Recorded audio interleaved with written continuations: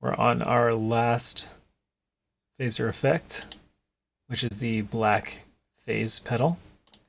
This is very similar to the orange phase. The only difference that I could actually find was that the manual control goes farther. Otherwise, I believe everything else is the same. We have an LFO that goes from 0.1 hertz to 10 hertz. We have a wet that is actually the output of the all-pass filter and dry signal at equal volume, so 50-50 dry wet. Our resonance control, from what I saw, had a very similar response, and the depth parameter, when all the way up, will make the manual control obsolete. And yeah, so its behavior is very similar to the orange phaser. Let's go over a fun trick with phasers. So we already know that the manual control will shift the phase of whatever we throw into it when it's on.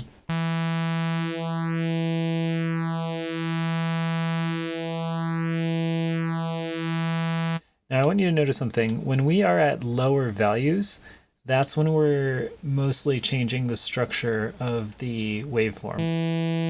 So from 100 to 50, we don't see that much of a difference, right?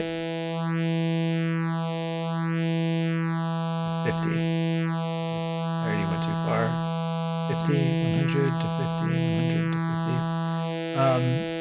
Then when we get lower, we see these more broad sweeps. Those more broad sweeps make more of a difference when it comes to wave shapers. So let's throw this thing into Wave Shaper and listen to it. So I have my Wave Shaper right here, and now I'll need to route to my individual outputs. And then on the Wave Shaper, let's choose one that's interesting. This one seems pretty cool. And then I also like zeroing out these parameters. Even though I'm not going to be using these AMS sources, it's just kind of like good housekeeping habits, because I might be using them, you know, in a greater context later on, like if I want to throw this patch into a combi. Let's listen to this. Let's make sure that, sorry, my manual control is at the top where it's going to be doing the least. And now let's give it a look. I keep going back to this page, I don't know why. There we go. So I have this kind of weird looking waveform. Let's see. Looks like that's like our full range right there. Let's move our manual control to see how it changes.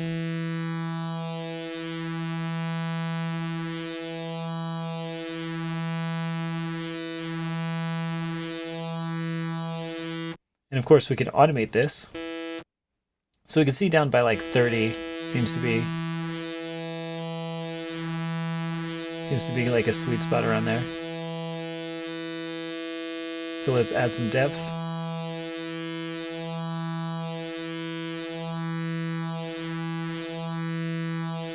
Let's bring this down a bit. A bit more up. You can see how I'm trying to tune it so basically running through this line here.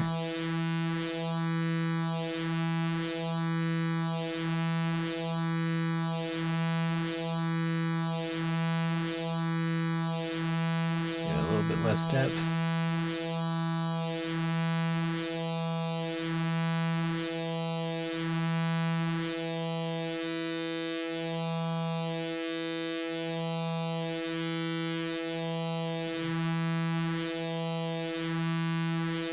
At this point, we could slow it down.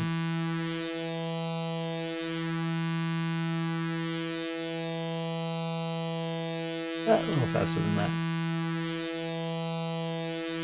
See what it sounds like with a chord or duophonic and a triad. I'm just kind of fiddling around.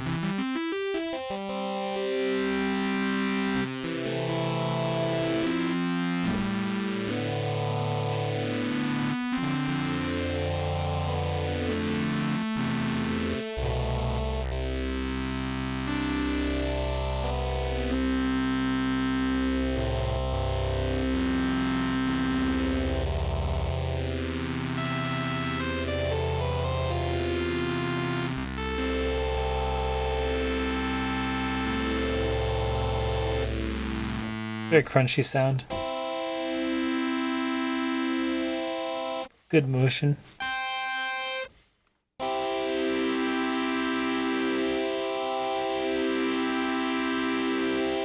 Yeah, sounds good. I like it. That's it for this tour, and that's it for the phasers. Thanks.